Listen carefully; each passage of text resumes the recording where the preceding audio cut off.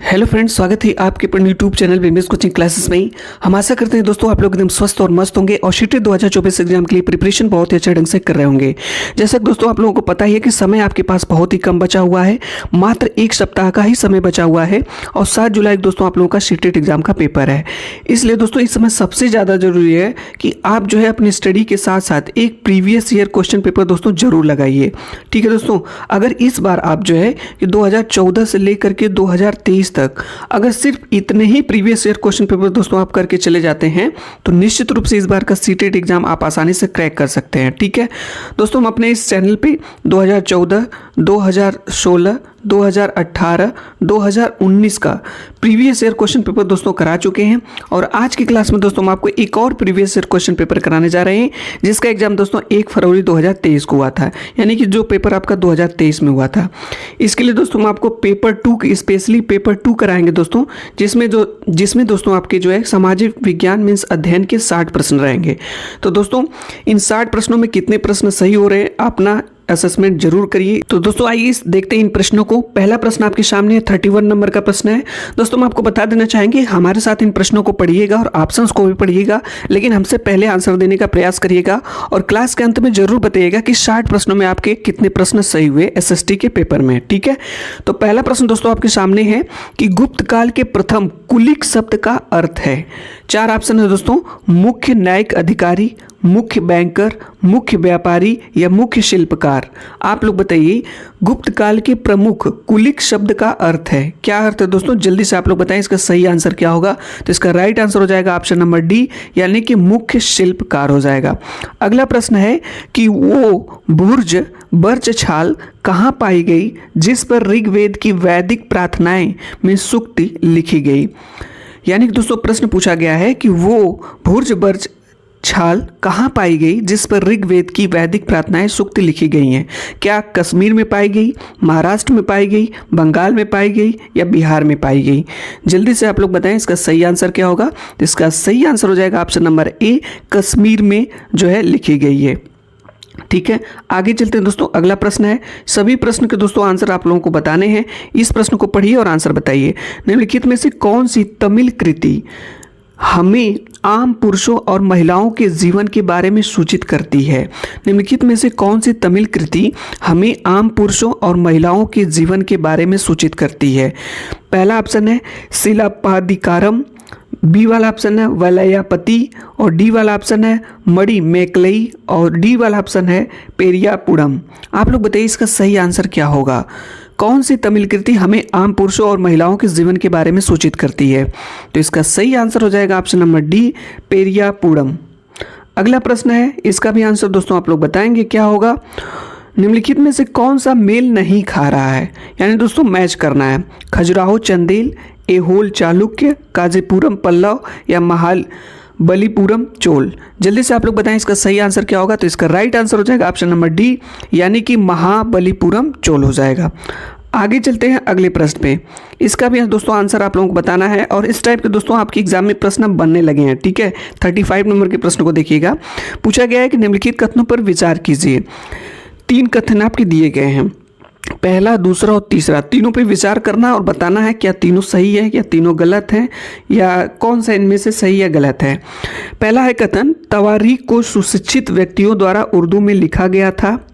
B वाला option है दूसरा है तवारीख के लेखक नगरों में रहते थे और तीसरा है वे प्रायः अपने इतिहास सुल्तानों के लिए उनसे ढेर सारे पुरस्कार पाने की आशा में लिखा करते थे। जल्दी से आप लोग बताएं इसका सही आंसर क्या होगा। तो इसका राइट आंसर हो जाएगा ऑप्शन नंबर बी, यानी कि दूसरा और तीसरा, यानी कि जो दूसरा स्टेटमेंट है कथन और तीसरा ये दोनों आपके सही हैं। अगला प्रश्न है, इसका भी आंसर दोस्तों आप लोगों को बताना है और जल्दी से आप लोग बताएं इसका सही आंसर क्या होगा। निम्नलिखित में से कौन सी रचना सूरदास द्वारा संकलित नहीं है? सूर सागर, सूर सरावली, साहित्य रत्न, साहित्य लहरी।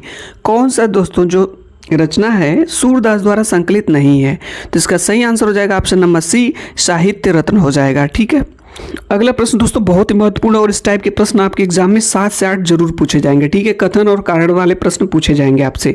पूछा गया प्रश्न है कि निम्नलिखित कथन तथा कारण पर विचार करें और सही विकल्प चुनें। आपका कथन यहाँ पे दिया गया है और कारण दिया गया है।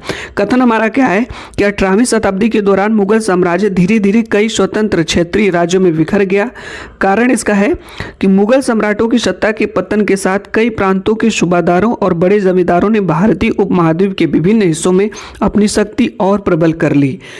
पहला ऑप्शन है ए और आर दोनों सही है और आर सही व्याख्या करता है ए की। क्या ये सही होगा? बी वाला ऑप्शन है ए और आर दोनों सही है लेकिन आर सही व्याख्या नहीं करता है ए की। और सी वाला है ए सही है लेकिन आर गलत है। और डी है ए और आर दोनों गलत हैं। आप लोग बताइए इसका सही आंसर क्या होगा, हम वेट कर रहे हैं। इसका राइट आंसर हो जाएगा ऑप्शन नंबर ए और आर दोनों कथन सही है और आर ए की व्याख्या करता है। ठीक है, यही ऑप्शन आपका सही हो जाएगा। आगे चलते दोस्तों, अगला प्रश्न है और देखते हैं इसका सही आंसर कितने लोग बताते हैं। ठीक है, बहुत ही अच्छा प्रश्न है। पूछा गया है कि किस क्षेत्र में भूस्वामियों को वेल्लार कहा जाता था। किस क्षेत्र में भूस्वामियों को वेल्लार कहा जाता था? महाराष्ट्र क्षेत्र में या तमिल क्षेत्र में, पंजाब क्षेत्र में या बंगाल क्षेत्र में? तो इसका सही आंसर हो जाएगा आपका तमिल क्षेत्र में, ऑप्शन नंबर बी हो जाएगा। आगे चलते दोस्तों, अगला प्रश्न है। हमने कहा ना दोस्तों, कथन और कारण वाले क्वेश्चन आपसे पूछे जाएंगे, इसलिए इसका अभ्यास करके जरूर जाइएगा। पूछा गया है, कथन दिया गया है, राजा राम मोहन राय जैसे लोगों को सुधारक इसलिए कहा जाता है क्योंकि वे मानते थे कि समाज में परिवर्तन लाना और अन्यायपूर्ण तौर तरीके से छुटकारा पाना जरूरी है। कारण है, सुधारकों का विचार था कि इस तरह के परिवर्तन लाने के लिए लोगों को इस बात के लिए प्रेरित किया जाना चाहिए कि वे पुराने व्यवहार को छोड़कर जीवन का नया ढंग अपनाने के लिए तैयार हों। ए वाला ऑप्शन है ए सही है किंतु बी गलत है। बी वाला ऑप्शन है ए गलत है किंतु बी सही। सी वाला ऑप्शन है दोनों ए और बी दोनों सही है। और डी वाला ऑप्शन है ए और बी दोनों गलत है। आप लोग बताएं इसका सही आंसर क्या होगा। तो इसका राइट आंसर हो जाएगा ऑप्शन नंबर सी, यानी कि आपका कथन भी सही है और कारण भी सही है, यानी ए और बी दोनों सही है। अगला प्रश्न दोस्तों, इसका आंसर आप लोग बताएं क्या होगा। पूछा गया है कि पूर्व मद्रास चेन्नई में स्थापित वेद व्यास प्रेरित था। प्रार्थना समाज द्वारा, आर्य समाज द्वारा, ब्रह्म समाज द्वारा, युवा बंगाल आंदोलन द्वारा? तो इसका सही आंसर हो जाएगा आपका ऑप्शन नंबर सी, यानी कि ब्रह्म समाज द्वारा। आगे चलते दोस्तों, अगला प्रश्न है और देखिए दोस्तों, तीसरा प्रश्न आपका कथन और कारण से इस क्लास में मिला आपको। ठीक है, और सीटेट इस टाइप के क्वेश्चन दोस्तों आजकल के एग्जाम में पूछने लगा है, जो इधर 2-3 साल से एग्जाम आपका हो रहा है। ठीक है, पूछा गया प्रश्न है कि निम्नलिखित कथन ए और कारण बी आर को पढ़िए और उपयुक्त विकल्प का चयन कीजिए। देखिए दोस्तों, जब इस टाइप के आपसे प्रश्न पूछे जाएं तो आपको पेशेंस रखना है, कोई जल्दीबाजी नहीं करनी है, समझना है। और दोस्तों अगर समझ करके आप आंसर देंगे तो निश्चित रूप से आप सही कर ले जाएंगे। ठीक है, कथन हमारा दिया गया है कि ई.वी. रामास्वामी नायकर और पेरियार मनु संहिता, भगवत गीता और रामायण जैसे ग्रंथों के आलोचक थे। कारण दिया गया है, पेरियार ने देखा कि ग्रंथ निम्न जातियों के ऊपर उच्च जातियों और महिलाओं के ऊपर पुरुषों का वर्चस्व स्थापित करने के लिए उपयोग में लाए जाते हैं। आपके दोस्तों 4 विकल्प हैं, आप जल्दी से बताएं कौन सा सही होगा। ए और आर दोनों सही है और ए की आर सही व्याख्या करता है। बी वाला ऑप्शन है ए और आर दोनों सही है लेकिन ए की आर सही व्याख्या नहीं करता है। और उसके बाद आपका है ए सही है लेकिन आर गलत है। और इसके आगे दोस्तों दिया गया है ए और आर दोनों गलत हैं। जल्दी से आप लोग बताएं इसका सही आंसर क्या होगा। तो इसका राइट आंसर हो जाएगा ऑप्शन नंबर ए और आर दोनों सही है और ए की आर सही व्याख्या करता है। आगे चलते हैं दोस्तों, अगला प्रश्न है, इसका आंसर आप लोग बताएंगे क्या होगा। प्रश्न पूछा गया है कि किस गवर्नर जनरल ने घोषणा की थी कि बहादुर शाह जफर अंतिम मुगल राजा होंगे। कैनिंग, डलहौजी, हॉर्डिंग या एल्जिन? आप लोग बताइए दोस्तों कौन सा गवर्नर जनरल है इसमें से। तो इसका सही आंसर हो जाएगा ऑप्शन नंबर ए, कैनिंग। अगला प्रश्न है कि निम्नलिखित में से किस भाषा में केसरी अखबार छपता था। अंग्रेजी, बंगाल, मराठी, उर्दू? तो दोस्तों इसका सही आंसर हो जाएगा आपका option number C, Marathi. Marathi में केसरी अखबार छपता था। अगला प्रश्न है, पूछा गया है कि निम्नलिखित में से किस एक्ट से भारतीय संविधान द्वारा काफ़ी संख्या में प्रावधान लिए गए हैं। 1909 एक्ट, 1919 एक्ट, 1935 एक्ट और भारतीय स्वाधीनता अधिनियम 1947? जल्दी से दोस्तों बताइए कौन सा एक्ट है। जिसका सही आंसर हो जाएगा आपका ऑप्शन नंबर सी, 1935 एक्ट। आगे चलते हैं दोस्तों, अगला प्रश्न है, बहुत ही अच्छा प्रश्न है और इस टाइप के एग्जाम में प्रश्न आपसे बनते ही हैं। ठीक है, पूछा गया प्रश्न है कि निम्न में से कौन सा ऐसे युग्म सुमेलित नहीं है। इधर ग्रह है और इधर चंद्रमा की संख्या है, मंगल, बृहस्पति, यूरेनस, नेपच्यून, और इधर जो है चंद्रमा की संख्या 2, 53, 52 और 13 है। जल्दी से दोस्तों आप लोग बताइए इसका सही आंसर क्या होगा। तो इसका राइट आंसर हो जाएगा दोस्तों ऑप्शन नंबर बी, यानी कि दूसरा, तीसरा और चौथा। यानी दोस्तों देखिए, दूसरा, तीसरा और चौथा ये सही सुमेलित नहीं है, बाकी आपका ये पहला ही सिर्फ सही है। ठीक है, मंगल ग्रह के पास 2 आपके चंद्रमा की संख्या है। आगे चलते दोस्तों, अगला प्रश्न है और फिर देखिए दोस्तों, कथन और कारण वाला प्रश्न आपसे पूछा गया और ये प्रश्न का आंसर आप लोगों को बताना है। कथन ए और कारण आर को पढ़िए और उपयुक्त विकल्प का चयन कीजिए। कथन को पढ़ते हैं हम लोग, उत्तर ध्रुव वृत्त और उत्तरी ध्रुव के बीच के क्षेत्र में बहुत ठंड होती है। कारण है, सूर्य की किरणें हमेशा तिरछी होती हैं और कम उष्मा देती हैं। आप लोग जल्दी से दोस्तों बताइए कौन सा ऑप्शन इसका सही होगा। तो इसका सही आंसर हो जाएगा ऑप्शन नंबर ए और आर दोनों सही है और आर ए की सही व्याख्या करता है। यही ऑप्शन आपका सही हो जाएगा। आगे चलते दोस्तों, अगला प्रश्न है, इसका आंसर आप लोग बताएंगे। सूर्य पूर्व में उदय होता है क्योंकि। 4 ऑप्शन है दोस्तों, जल्दी से आंसर आप लोग बताएं, हम वेट करें इसका सही आंसर क्या होगा। तो इसका सही आंसर हो जाएगा ऑप्शन नंबर बी, पृथ्वी पश्चिम से पूर्व की ओर चक्कर लगाती है, इसलिए सूर्य पूर्व में उदय होता है। आगे चलते हैं दोस्तों, अगला प्रश्न है और ये बहुत ही अच्छा प्रश्न है और देखते हैं इसका आंसर कितने लोग बताते हैं। पूछा गया प्रश्न है कि भारत में केंद्रीय सरकारी कार्यालयों के खुलने का समय पूर्वा 9 बजे भारतीय मानक समय है। चंडीगढ़ के पास 76 डिग्री 45 अंश पूर्व देशांतर पर और कलकत्ता के पास 88 डिग्री 15 अंश पूर्व देशांतर क्रमशः पर स्थित केंद्र सरकार के कार्यालयों के खुलने का स्थानीय समय क्या होगा। 4 ऑप्शन है दोस्तों, इसका सही आंसर आप लोग बताना है। इसका राइट आंसर हो जाएगा ऑप्शन नंबर डी हो जाएगा। 8:37 पूर्वाह में और 9:23 पूर्वाह क्रमशः में। ठीक है, आगे चलते हैं, इसका आंसर दोस्तों आप लोग बताएं क्या होगा। सभी प्रश्न आपके लिए हैं। दक्कन पठार अपने पश्चिमी भाग पर कौन सी भौतिक विशेषता से जुड़ा हुआ है। कौन सी भौतिक विशेषता से जुड़ा हुआ है, जल्दी से आप लोग इसका सही आंसर बताएं। इसका सही आंसर हो जाएगा ऑप्शन नंबर सी। इस पर चलते हैं दोस्तों, मैचिंग का प्रश्न है और जल्दी से दोस्तों बताइए इसका सही आंसर क्या होगा। इधर सूची 1 और सूची 2 दिया गया है। संगमरमर, बलुआ पत्थर, कोयला और ग्रेनाइट दिया गया है और सादी शैल, जीवाश्म ईंधन, आग्नेय शैल और कैंत्री शैल यहाँ पे चौथा रहेगा दोस्तों। ठीक है, यहाँ पे देखिएगा दोस्तों, जो संगमरमर होता है ये आपका कैंत्री शैल होता है और उसके बाद जो आपका बलुआ पत्थर होता है ये अवसादी शैल होता है। ठीक है, पहले का चौथा हो जाएगा। आप कहीं पे देखिए दोस्तों, पहले का चौथा दिया गया है, बिल्कुल यही देखिए पहले ही ऑप्शन में हो जाएगा, इसलिए पहला ऑप्शन आपका सही हो जाएगा। बाकी ऑप्शन आपको मिलाने की जरूरत नहीं है। ठीक है, तो यहाँ पे फर्स्ट वाला ऑप्शन आपका सही हो जाएगा। आगे चलते दोस्तों, अगला प्रश्न है, इसका भी आंसर आप लोग बताएंगे। ये भी मैचिंग वाला प्रश्न है। निम्नलिखित युग्म पर विचार कीजिए। स्थल रूप दिया है, इधर घटक दिया गया है। ठीक है, आप लोग बताइए इसमें से कौन सा युग्म सही है, पूछा गया है। तो इसमें दोस्तों ऑप्शन नंबर सी सही हो जाएगा। दूसरा और चौथा, दूसरा और चौथा आपका सही है, यानी स्टैग समुद्री तरंग और हिमोर जो है हिमनत, यही आपका सही है। आगे चलते हैं दोस्तों, अगले प्रश्न पे चलते हैं और ये 52 नंबर का प्रश्न है और देखते हैं इसको सही कितने लोग बताते हैं। लद्दाख की जलवायु अत्यधिक शीतल और शुष्क है। निम्न में से कौन सा कारक इसके लिए उत्तरदायी है। अक्षांश, ऊंचाई, वायुदाब एवं पवने, समुद्र से दूरी। जल्दी से आप लोग बताइए दोस्तों इसका सही आंसर क्या होगा। इसका राइट आंसर हो जाएगा ऑप्शन नंबर बी, यानी कि ऊंचाई हो जाएगा। आगे चलते हैं, अगला प्रश्न है कथन कारण का प्रश्न है। कथन दिया गया है कि कम तापमान वाले क्षेत्रों में वायु ठंडी होती है और कारण इसका क्या है कि ठंडे क्षेत्रों में वायु भारी होती है। आप लोग बताइए इसका सही आंसर क्या होगा। 4 ऑप्शन दोस्तों, हम वेट कर रहे हैं, इसका आंसर आपको बताना है। तो इसका सही आंसर हो जाएगा ऑप्शन नंबर ए और आर दोनों सही है और आर ए की सही व्याख्या करता है। अगला प्रश्न है दोस्तों, जल्दी जल्दी इन प्रश्नों को देखिए क्योंकि समय आपके पास दोस्तों बहुत ही कम बचा हुआ है। निम्नलिखित में से कौन सा जन संपर्क का उदाहरण नहीं है। समाचार पत्र, रेडियो, सेलुलर फोन और टेलीविजन। जल्दी से आप बताएं इसका सही आंसर क्या होगा। इसका राइट आंसर हो जाएगा option number C, cellular phone, ये आपका जन संपर्क का उदाहरण नहीं है। अगला प्रश्न है कि भूमध्य सागरीय प्रकाश की वनस्पति कहाँ नहीं पाई जाती है।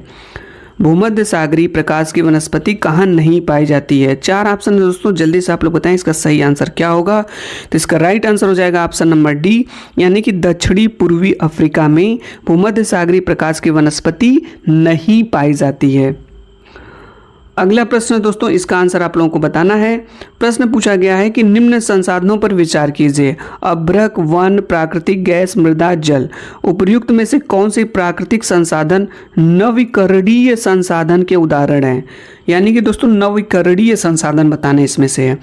जल्दी से दोस्तों आप लोग बताएं इसका सही आंसर क्या होगा। इसका राइट आंसर हो जाएगा ऑप्शन नंबर सी, यानी कि दोस्तों आपका वन हो गया, मृदा हो गया और जल, ये नवीकरणीय संसाधन के उदाहरण हैं। ठीक है, आगे चलते हैं दोस्तों। अगला प्रश्न है, इसका भी आंसर आप लोगों को बताना है। मृदा के विचलन या गठन में कौन से कारक मुख्य भूमिका निभाते हैं? स्थल चट्टान, स्थलाकृति या जलवायु संबंधी कारक या समय। जल्दी से दोस्तों आप लोग बताएं इसका सही आंसर क्या होगा। इसका राइट आंसर हो जाएगा दोस्तों स्थल चट्टान और जलवायु संबंधी कारक, यही दोनों जो है मृदा के विचलन या गठन में मुख्य भूमिका निभाते हैं, इसलिए इसका ऑप्शन नंबर डी सही हो जाएगा। पहला और तीसरा यहीं पे दिया गया है। ठीक है, आगे चलते हैं दोस्तों। अगला प्रश्न है, इसका आंसर आप लोगों को बताना है। देखते हैं कितने लोग इसका सही आंसर बताते हैं। कर्ज का जाल ग्रामीण इलाकों में मुख्यतः खाली स्थान के बीच एक शोषणकारी संबंध को दर्शाता है। कर्ज का जाल ग्रामीण इलाकों में मुख्यतः के बीच, किनके बीच एक शोषणकारी संबंध को दर्शाता है? ऑप्शन ए है साहूकार और छोटे किसान, ऑप्शन बी है छोटे किसान और खेतिहर मजदूर, और ऑप्शन सी है भूमिहीन खेतिहर संबंधी मजदूर और ग्रामीण सहकारिता, और ऑप्शन डी है ग्रामीण सहकारिता और साहूकार। जल्दी से दोस्तों आप लोग बताएं इसका सही आंसर क्या होगा। तो इसका राइट आंसर हो जाएगा ऑप्शन नंबर ए, यानी कि साहूकार और छोटे किसान के बीच कर्ज का जाल जो है ये शोषणकारी संबंध को दर्शाता है। आगे चलते हैं दोस्तों। अगला प्रश्न है, और देखिए दोस्तों कथन और कारण के अभी ये चौथा क्वेश्चन हम लोग करने जा रहे हैं। ठीक है, तो ये दोस्तों समझ लीजिएगा कि आपके एग्जाम में 10 क्वेश्चन तो फिक्स हैं। ठीक है, और इस टाइप के प्रश्नों का जरूर अभ्यास करके जाइएगा। देखिए कथन क्या दिया गया है। लोकतंत्र में स्वतंत्र संचार माध्यम मीडिया महत्वपूर्ण है। लोकतंत्र में स्वतंत्र संचार माध्यम मीडिया महत्वपूर्ण है। कारण, संचार माध्यम मीडिया से प्राप्त सूचना विश्वसनीय होनी चाहिए, न कि पक्षपातपूर्ण। आप लोग बताइए दोस्तों इन दोनों कथन और कारण को पढ़ने से कौन सा ऑप्शन आपको सही लग रहा है? जल्दी से आप लोग बताएं दोस्तों। तो इसका सही आंसर हो जाएगा ऑप्शन नंबर ए और आर दोनों सही है, और आर ए की सही व्याख्या करता है। बिल्कुल दोस्तों यही ऑप्शन आपका सही हो जाएगा। अगला प्रश्न है, बहुत ही महत्वपूर्ण है। भारत में सरकार काम करती है खाली स्थान पर वार्ड स्तर पर, राज्य स्तर पर, राष्ट्रीय स्तर पर या क्षेत्रीय स्तर पर। आप लोग दोस्तों बताइए इसका सही आंसर क्या होगा। तो इसका सही आंसर हो जाएगा आपका ऑप्शन नंबर बी, यानी कि 2 और 3, यानी कि राज्य स्तर पर और राष्ट्रीय स्तर पर जो है भारत में सरकार काम करती है। ठीक है, अगला क्वेश्चन है दोस्तों हमारा है कि कौन सरपंच की तरह काम करता है? ग्राम सभा का सचिव, खंड विकास अधिकारी, या सी अन्य वार्ड सदस्यों द्वारा चयनित चुना गया एक वार्ड सदस्य, या डी बारी बारी से वार्ड सदस्य। आप लोग बताइए दोस्तों इसका सही आंसर क्या होगा। तो इसका राइट आंसर हो जाएगा आपका ऑप्शन नंबर सी, यानी कि अन्य वार्ड सदस्यों द्वारा चयनित चुना गया एक वार्ड सदस्य ही सरपंच की तरह काम करता है। अगला प्रश्न दोस्तों है, इसका आंसर आप लोग बताएंगे। बहुत ही अच्छा प्रश्न है। पूछा गया है कि लेबर चौक किसे कहते हैं? लेबर चौक किसे कहा जाता है? 4 ऑप्शन है दोस्तों, इसका सही आंसर आप लोगों को बताना है।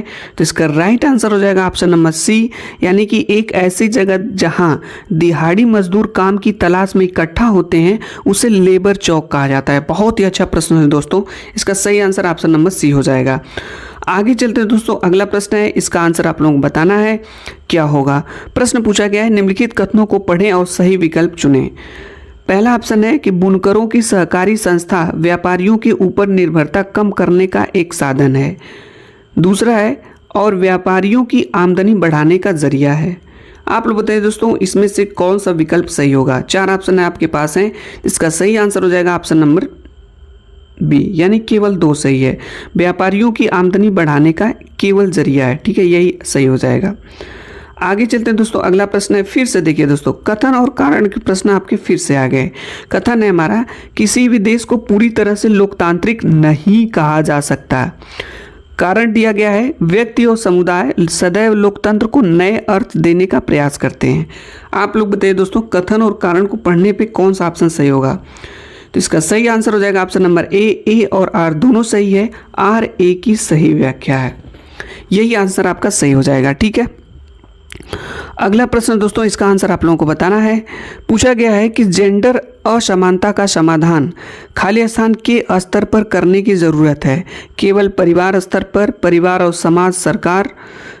समाज और सरकार के स्तर पर, या केवल सरकार या परिवार और समाज? जल्दी से आप लोग बताएं दोस्तों, इसका सही आंसर क्या होगा? इसका राइट आंसर हो जाएगा परिवार ही नहीं बल्कि समाज और सरकार के स्तर पर भी करने की ज़रूरत है। अगला प्रश्न हमारा है कि निम्नलिखित में से कौन सा मौलिक अधिकार नहीं है, पूछा गया है। धार्मिक स्वतंत्रता का अधिकार, संवैधानिक उपचार का अधिकार, संपत्ति का अधिकार, प्रारंभिक शिक्षा ग्रहण करना। तो दोस्तों आप लोगों को पता ही है कि संपत्ति का अधिकार पहले मूल अधिकार था और इसे अब कानूनी अधिकार बना दिया गया है, इसलिए अब यह आपका मौलिक अधिकार नहीं है और इसलिए आपका ऑप्शन नंबर सी सही हो जाएगा। आगे चलते हैं दोस्तों, अगला प्रश्न है, इसका आंसर आप लोग बताएंगे। पूछा गया है, स्कूलों के मध्याह्न भोजन की योजना का प्रावधान निम्नलिखित में से भारतीय नागरिकों को प्राप्त किस मौलिक अधिकार का विस्तार है? समानता का अधिकार, जीवन का अधिकार, शोषण के विरुद्ध अधिकार या धार्मिक स्वतंत्रता का अधिकार? तो इसका सही आंसर हो जाएगा दोस्तों ऑप्शन नंबर बी, यानी कि जीवन का अधिकार। अगला प्रश्न है दोस्तों, इसका आंसर आप लोगों को बताना है और देखते हैं कितने लोग इसका सही आंसर बताते हैं। पूछा गया है कि इंसाफ में देरी यानी इंसाफ का कत्ल, यह मुहावरा भारत की न्याय व्यवस्था से जुड़ी निम्नलिखित में से किस समस्या को दर्शाता है? आप लोग बताइए दोस्तों, 4 ऑप्शन है और चारों ऑप्शन में से कौन सा सही होगा, हम वेट कर रहे हैं। इसका सही आंसर हो जाएगा ऑप्शन नंबर बी, यानी कि न्यायालयों द्वारा सुनवाई खत्म करने में अप्रत्याशित देरी होना। अगला प्रश्न है, बहुत ही महत्वपूर्ण है कि वर्ष 2006 में लागू हुआ वन अधिकार अधिनियम एक ऐसा कानून है जो खाली स्थान के अधिकारों को सुनिश्चित करता है। वनवासी या अनुसूचित जनजाति, पेपर मिल मालिक, ये पशु अधिकार कार्यकर्ता।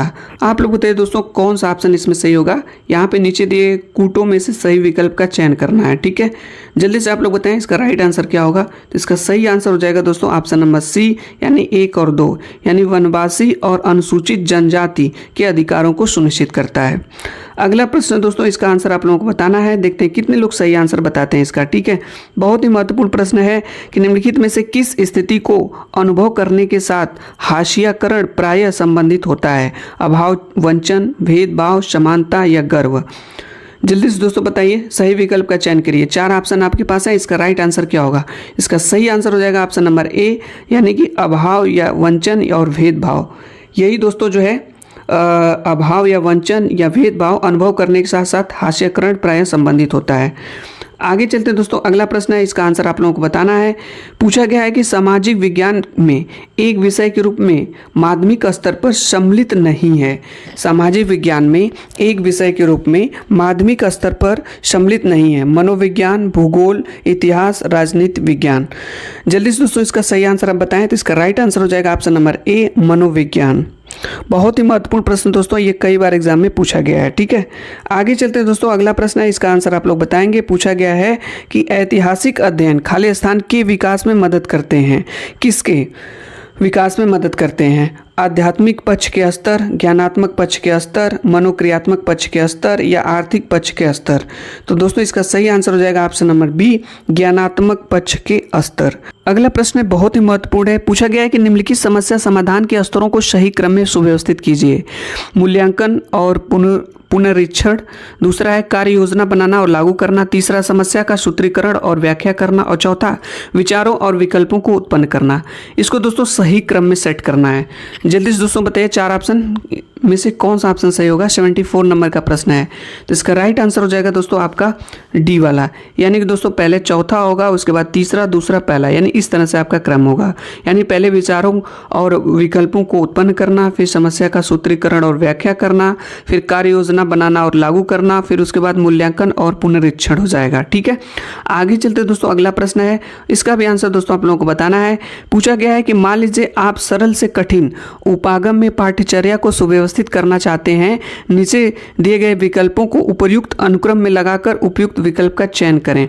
परिवार में रहना, भारत के वन क्षेत्र, पड़ोस में परिवार या बहुत पहले के समुदाय।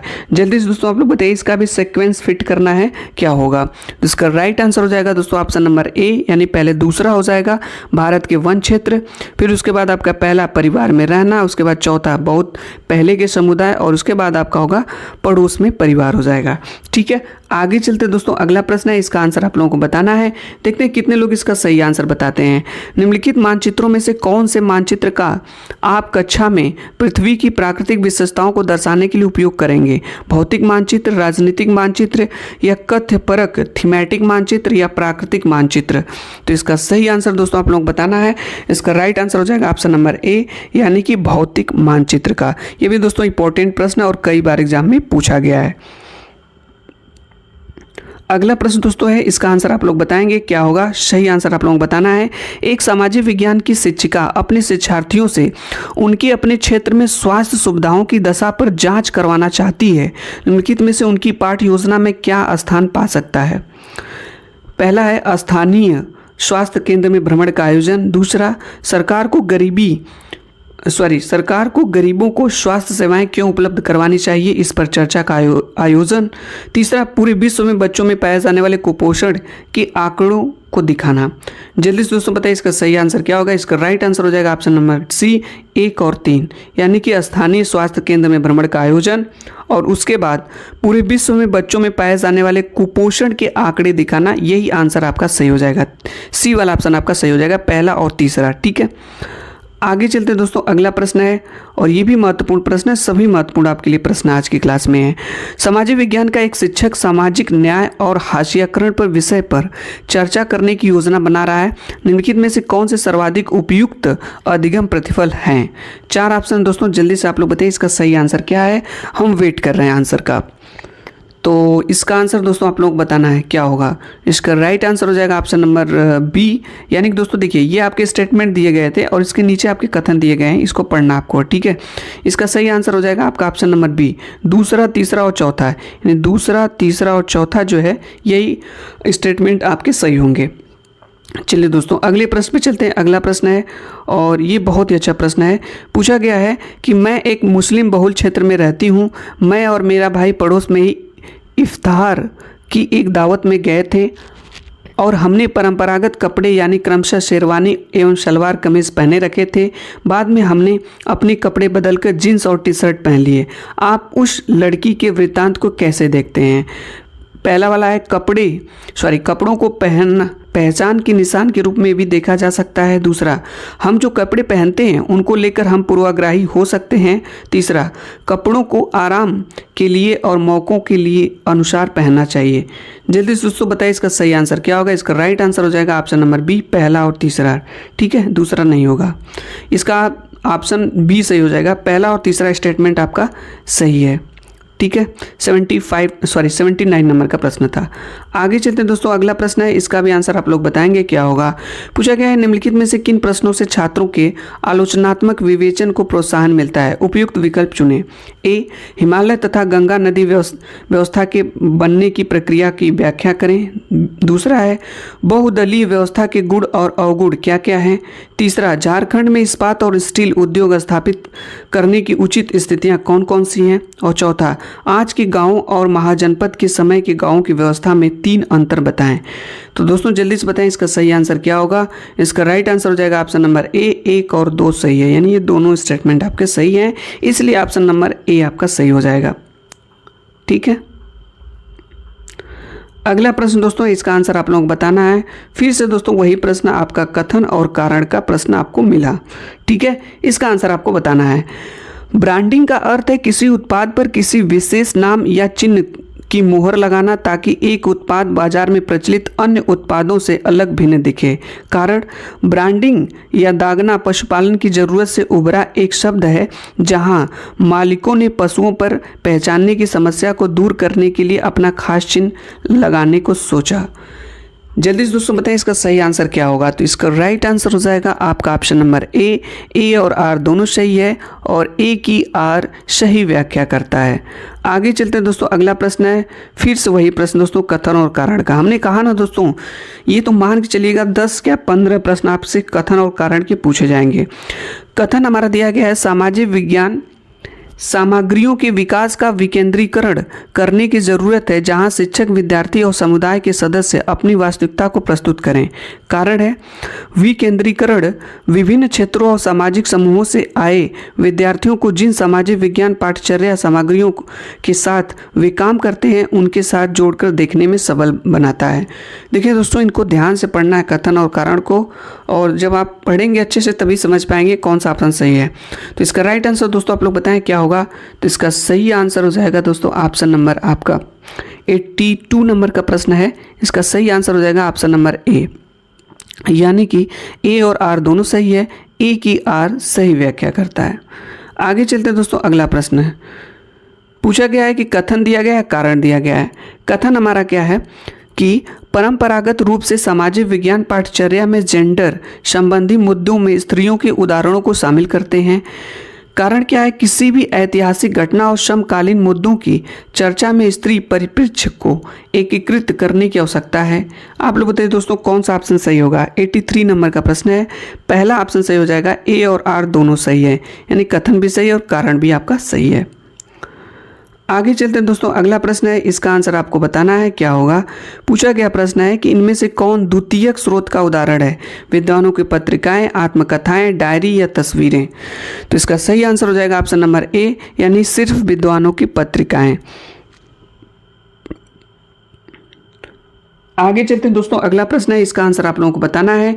पूछा गया है कि माध्यमिक मिडिल स्तर पर स्वतंत्रता के ऊपर एक परियोजना करने के लिए निम्नलिखित में से कौन सा न्यूनतम रूप से अनिवार्य हो सकता है। कौन सा न्यूनतम रूप से अनिवार्य हो सकता है। तो इसका सही आंसर हो जाएगा ऑप्शन नंबर डी, यानी कि प्रश्नावली पर आधारित आंकड़ों का संग्रह। आगे चलते हैं दोस्तों, अगला प्रश्न है, इसका आंसर आप लोगों को बताना है क्या होगा। प्रश्न पूछा गया है कि RTI एक्ट 2009 के अनुसार निम्नलिखित में से कौन सी संस्था या संस्थाओं से मूल्यांकन प्रक्रमों को विकसित करने की अपेक्षा है, केंद्र सरकार, राज्य सरकार या स्थानीय सरकार। जल्दी से दोस्तों आप लोग बताएं इसका सही आंसर क्या होगा। तो इसका राइट आंसर हो जाएगा ऑप्शन नंबर ए, यानी केंद्र सरकार भी और राज्य सरकार दोनों। आगे चलते दोस्तों, अगला प्रश्न है, इसका आंसर आप लोगों को बताना है। किसी कक्षा या विद्यालय का आकलन चक्र खाली स्थान से प्रारंभ होता है और खाली स्थान पर समाप्त होता है। इसका सही आंसर 4 ऑप्शन दोस्तों, जल्दी से आप बताएं, हम आंसर वेट कर रहे हैं कौन सा सही होगा। इसका सही आंसर हो जाएगा ऑप्शन नंबर बी, यानी कि नियोजन आकलन और योगात्मक आकलन हो जाएगा। अगला प्रश्न बहुत ही महत्वपूर्ण है कि विद्यालयों के कार्यों के स्वदेश्य संग्रहण को खाली स्थान माना जा सकता है। रिपोर्ट कार्ड, पोर्टफोलियो या नियत कार्य, असाइनमेंट या रूब्रिक। आप लोग जल्दी से दोस्तों बताएं इसका सही आंसर क्या होगा। तो इसका राइट आंसर हो जाएगा ऑप्शन नंबर बी, पोर्टफोलियो। आज की क्लास का दोस्तों सेकेंड लास्ट प्रश्न है और इसका देखते हैं कितने लोग सही आंसर बताते हैं। सामाजिक विज्ञान की एक शिक्षिका यह मूल्यांकित करना चाहती है कि क्या विद्यार्थियों ने जनसंख्या पिरामिड के संप्रत्यय को समझ लिया है या नहीं। निम्न में से क्या सहायक हो सकता है। पहला है, वे जनसंख्या पिरामिड को पढ़ सकते हैं और उसकी व्याख्या कर सकते हैं। दूसरा, दिए गए आंकड़ों के आधार पर जनसंख्या पिरामिड बना सकते हैं। और तीसरा, जनसंख्या पिरामिड की सहायता से वे रोजगार में लगे लोगों के बारे में अनुमान लगा सकते हैं। जल्दी से दोस्तों आप लोग बताइएगा क्या सही है इसका आंसर।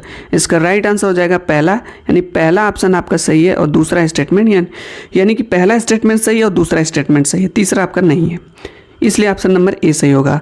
क्लास का दोस्तों अंतिम प्रश्न है, बहुत ही महत्वपूर्ण प्रश्न है और देखते हैं इसका आंसर कितने लोग बताते हैं। एटलीस्ट अंतिम प्रश्न आज की क्लास का पूछा गया है कि निम्नलिखित में से कौन से प्रश्न अधिगमकर्ताओं के विश्लेषण करने में कौशल को आंकते हैं। पहला, अगर हिमालय के सभी हिमनदी पिघल जाएं तो भारत में मानव जीवन पर इसके क्या प्रभाव होंगे। दूसरा, हम उपभोक्ता न्यायालय में कैसे कैसे दाखिल करेंगे। और तीसरा, वित्त आयोग क्या है, राज्य वित्त आयोग के मुख्य कार्यों का वर्णन कीजिए। और चौथा, भारत में राष्ट्रीय एकीकरण क्यों आवश्यक है। इसका सही आंसर दोस्तों आप लोग बताइए क्या होगा। इसका राइट आंसर हो जाएगा ऑप्शन नंबर डी, यानी कि पहला और चौथा स्टेटमेंट आपका सही है, यानी पहला और आपका चौथा सही है। ठीक है, इस तरह से दोस्तों आज की क्लास में हम आपको 2023 में जो पेपर हुआ था उसके सामाजिक विज्ञान के यानी पेपर 2 के लिए 60 प्रश्न कराए। इन 60 प्रश्नों में आपके कितने प्रश्न सही हुए दोस्तों कमेंट्स बॉक्स के माध्यम से जरूर बताइए। यही है दोस्तों, क्लास आपको अच्छी लगी हो तो हमारे इस चैनल को सब्सक्राइब कर लीजिए और एक लाइक दो दोस्तों बनता ही है, इसलिए वीडियो को लाइक कर लीजिए।